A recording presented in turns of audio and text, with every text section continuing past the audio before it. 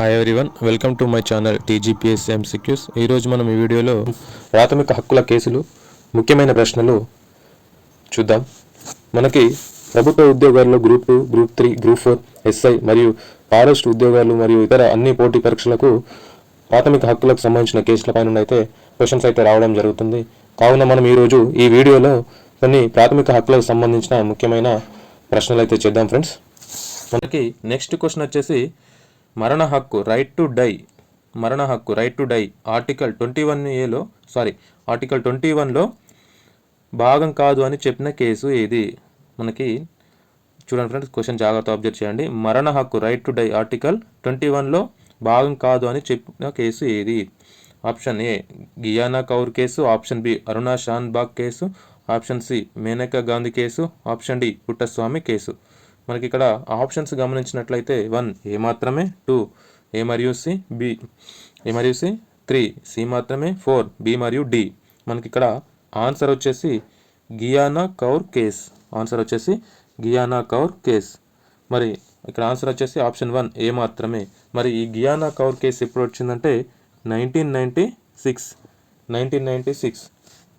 మరి ఈ గియానా కౌర్ కేసులో ప్రకారం సుప్రీంకోర్టు జీవించే హక్కులో రైట్ టు లైఫ్, మరణించే హక్కు రైట్ టు డై లేదు అని చెప్పడం జరిగింది.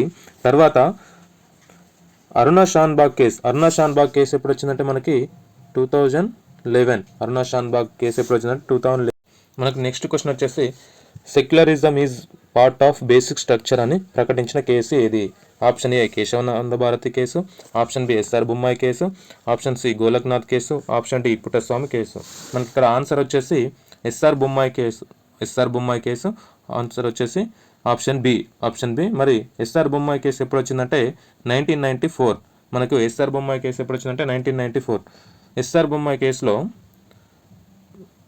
సుప్రీంకోర్టు తీర్పునిస్తూ భారత రాజ్యాంగంలో సెక్యులరిజాన్ని బేసిక్ స్ట్రక్చర్లో భాగమని స్పష్టంగా చెప్పింది. వెరీ వెరీ ఇంపార్టెంట్, గుర్తుంచుకోండి. ఎస్ఆర్ బొమ్మాయి కేసులో భారత రాజ్యాంగంలో సెక్యులరిజాన్ని బేసిక్ స్ట్రక్చర్లో భాగమని స్పష్టంగా సుప్రీంకోర్టు చెప్పడం జరిగింది. నెక్స్ట్ క్వశ్చన్ వచ్చేసి మనకి ఫ్రీడమ్ ఆఫ్ ప్రెస్ రాజ్యాంగంలో స్పష్టంగా లేకపోయినా అది ఆర్టికల్ 19 క్లాస్ 1 క్లాస్ ఏలో భాగమని చెప్పిన కేసు ఏది? Option Bennett Coleman case, option B Romesh Thappar case, option C Shankari Prasad case, option D Kesavananda Bharati case. ఇక్కడ మనకు ఆన్సర్ వచ్చేసి మీరు కామెంట్ రూపంలో తెలియచేయండి. ఆన్సర్ వచ్చేసి option B Romesh Thappar case. మనకి నెక్స్ట్ క్వశ్చన్ వచ్చేసి ఏ కేసులో ఆర్టికల్ 19 క్లాస్ 1 క్లాస్ జి వృత్తి వ్యాపారం స్వేచ్ఛ అన్వయించబడింది? క్వశ్చన్ జాగ్రత్త అబ్జర్వ్ చేయండి. ఏ కేసులో ఆర్టికల్ 19 క్లాస్ 1 క్లాస్ జి వృత్తి వ్యాపారం స్వేచ్ఛ అన్వయించబడింది? Option A Olga Tellis case, option B TMA Pai foundation case, C Bennett Coleman case, D Narmada Bachao Andolan case. మనకి ఇక్కడ ఫస్ట్ ఆప్షన్ వచ్చేసి సి మాత్రమే, సెకండ్ ఆప్షన్ వచ్చేసి బి మాత్రమే, థర్డ్ ఆప్షన్ వచ్చేసి ఏ మరియు బి, ఫోర్త్ ఆప్షన్ వచ్చేసి సి మరియు డి. ఇక్కడ మనం ఆన్సర్ గమనించినట్లయితే ఆప్షన్ 2 బి మాత్రమే. అంటే టీఎంఏ పాయ్ ఫౌండేషన్ కేసు. మరి ఈ టీఎంఏ పాయ్ ఫౌండేషన్ కేసు ఎప్పుడు వచ్చిందంటే మనకి 2002. ఈ కేసులో ప్రైవేట్ విద్యా సంస్థలు నిర్వహించే హక్కు ఆర్టికల్ 19 క్లాస్ 1 జీ కింద అన్వయించబడింది.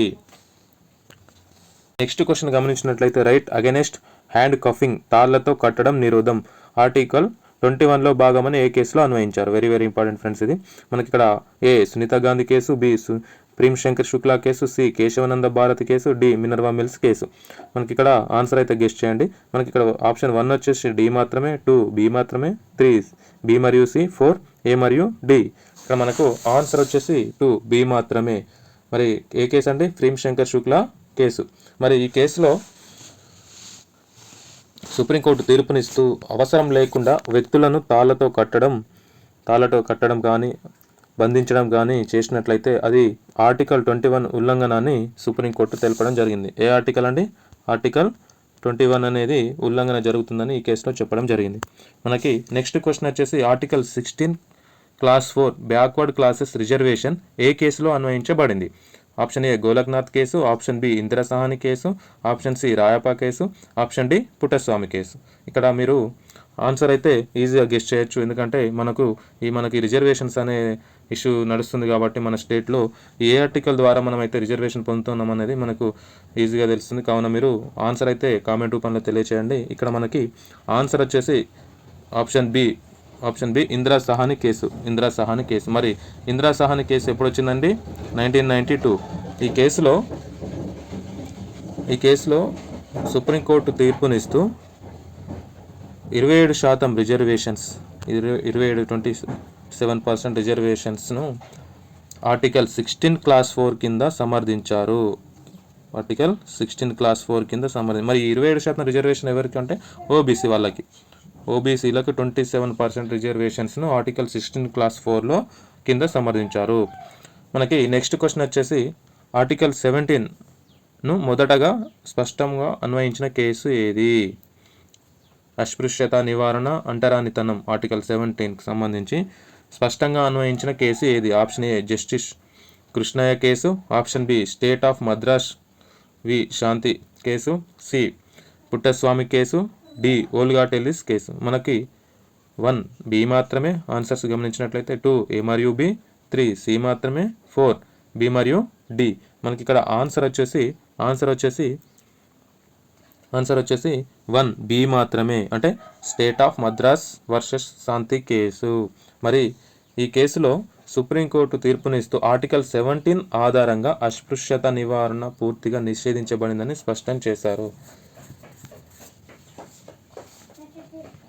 మనకి నెక్స్ట్ క్వశ్చన్ వచ్చేసి ఆర్టికల్ 19 క్లాస్ 1 క్లాస్ బి శాంతియుత సమావేశ హక్కు ఏ కేసులో అన్వయించబడింది? A Himmatlal case, B AK Gopalan case, C EP Royappa case, D Maneka Gandhi case. మనకి ఇక్కడ ఆన్సర్ గమనించినట్లయితే ఆప్షన్ ఏ హిమ్మత్లాల్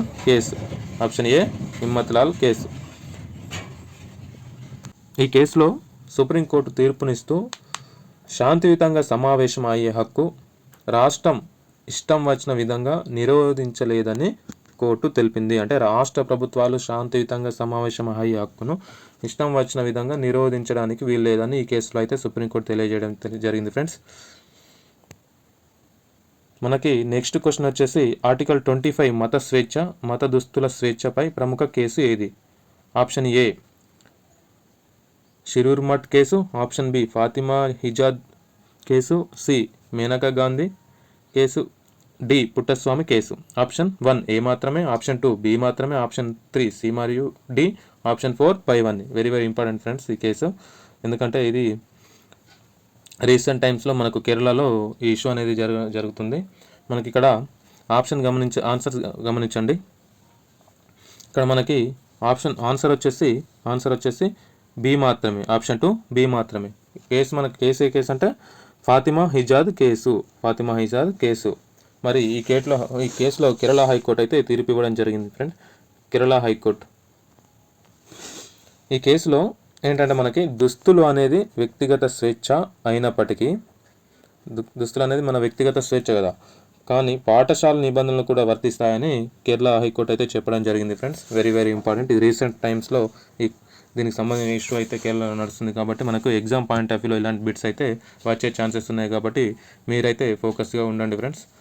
మనకి నెక్స్ట్ క్వశ్చన్ వచ్చేసి సీతా సోరెన్ కేసు 2024లో సుప్రీంకోర్టు ఇచ్చిన తీర్పు ఏ విషయంలో ఉంది?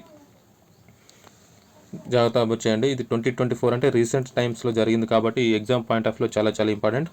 సీతా సోరెన్ కేసులో సుప్రీంకోర్టు ఇచ్చిన తీర్పు ఏ విషయంలో ఉంది? ఆప్షన్ ఏ ట్రాన్స్జెండర్ హక్కుల రక్షణ, ఆప్షన్ బి ఎంపీలు ఎమ్మెల్యేలు లంచం తీసుకున్న కేసులో ఇమ్యూనిటీ ఉండదని, ఆప్షన్ సి రిజర్వేషన్లలో ఓబీసీ కేటాయింపు, ఆప్షన్ డి మత స్వేచ్ఛపై పరిమితులు. మరి ఇక్కడ ఆప్షన్స్ చూసారు కదా ఫ్రెండ్స్. మనకి ఇక్కడ ఆన్సర్ వచ్చేసి ఆప్షన్ బి. మరి ఆన్సర్ ఏంటంటే ఎంపీలు ఎమ్మెల్యేలు లంచం తీసుకున్న కేసులో ఇమ్యూనిటీ ఉండదని ఈ కేసులో సుప్రీంకోర్టు అయితే తీర్పు ఇవ్వడం జరిగింది. సుప్రీంకోర్టు తీర్పు ప్రకారం ఎవరైనా ఎంపీలు లంచం తీసుకుంటే అది ఆర్టికల్ 105, 194 కింద ఇమ్యూనిటీ అనేది వర్తించదు. మరి ఆర్టికల్ 105, 194కు సంబంధించిన వివరణ అయితే మీరు కామెంట్ రూపంలో తెలియజేయండి ఫ్రెండ్స్. మనకి next question very important. Next question అనేది వెరీ ఇంపార్టెంట్. ఎస్సీ ఎస్టీ రిజర్వేషన్లలో సబ్ క్లాసిఫికేషన్ అనుమతించిన కేసు ఏది? ఎస్సీ ఎస్టీ రిజర్వేషన్లలో సబ్ క్లాసిఫికేషన్ అనుమతించిన కేసు ఏది? Option A Kesavananda Bharati case, option B Navtej Singh Johar case, option C state of Punjab versus Devender Singh case 2024, option D Maneka Gandhi case. మనకి ఇదైతే very important friends. ఎందుకంటే ఇది రీసెంట్ టైంలోనే మనకు ఎస్సీ ఎస్టీలకు సంబంధించి సబ్ క్లాస్ అయితే వర్గీకరణ చేయాలని కేసు అయితే తీర్పు రావడం జరిగింది. మనకి ఇక్కడ ఆన్సర్ గమనించినట్లయితే option C state of Punjab versus Devinder Singh case 2024. మరి ఈ కేసులో సుప్రీంకోర్టు తీర్పునిస్తూ ఎస్సీ ఎస్టీలలో చాలా వెనుకబడిన గ్రూపులకు అదనపు రిజర్వేషన్స్ ఇవ్వడానికి ప్రభుత్వం సబ్ గ్రూప్స్ చేయవచ్చని సుప్రీంకోర్టు తెలియజేయడం జరిగింది. Very important friends. ఎందుకంటే మనకు రీసెంట్ టైమ్స్లోనే మన తెలంగాణలో కూడా ఎస్సీ వర్గీకరణ అయితే చేయడం జరిగింది. అది ఒకవేళ క్వశ్చన్ అడుగుతాయి ఏ కేసు ఆధారంగా చేయడం జరిగిందంటే మనకి state of Punjab versus Devinder Singh case 2024. మనకి నెక్స్ట్ క్వశ్చన్ వచ్చేసి గవర్నర్ ప్యాకెట్ వీటో ఉపయోగించడం రాజ్యాంగ వ్యతిరేకమని పేర్కొన్న తాజా కేసు ఏది? Very important. Governor pocket veto ఉపయోగించడం రాజ్యాంగ వ్యతిరేకమని పేర్కొన్న తాజా కేసు ఏది? A Shreya Singhal case, B state of Tamil Nadu v versus governor 2025, Shreya Singhal case state of Tamil Nadu versus governor, C Puttaswamy case, D Bommai case. మనకి ఇక్కడ ఆప్షన్స్ అయితే జాగ్రత్తగా గమనించి ఆన్సర్ చేయండి, ఎందుకంటే ఇది వెరీ ఇంపార్టెంట్ క్వశ్చన్. మనకి ఇక్కడ ఆన్సర్ వచ్చేసి option B state of Tamil Nadu versus governor 2025 case అనేది మనకైతే పాకెట్ వీటోకు సంబంధించి తెలియజేస్తుంది ఫ్రెండ్స్. ఈ కేసులో తీర్పునిస్తూ గవర్నర్ బిల్లులను ఎప్పటికీ ఆపివేసి పెట్టడం రాజ్యాంగ నిబంధనలకు వ్యతిరేకమని సుప్రీంకోర్టు అయితే తీర్పునివ్వడం జరిగింది. ఈ కేసులో సుప్రీంకోర్టు ఏం చెప్పింది ఫ్రెండ్స్? గవర్నర్ బిల్లులను ఆమోదం తెలపకుండా ఆపివేసి పెట్టడం రాజ్యాంగ నిబంధనలకు విరుద్ధమని సుప్రీంకోర్టు తెలియజేయడం జరిగింది. చూశారు కదా ఫ్రెండ్స్. ఈ వీడియో కనుక మీకు నచ్చినట్లయితే లైక్, షేర్ అండ్ సబ్స్క్రైబ్ చేస్తారని ఆశిస్తూ మరిన్ని ప్రశ్నలతో మరిన్ని వీడియోలతో మీ ముందుకు వస్తాను.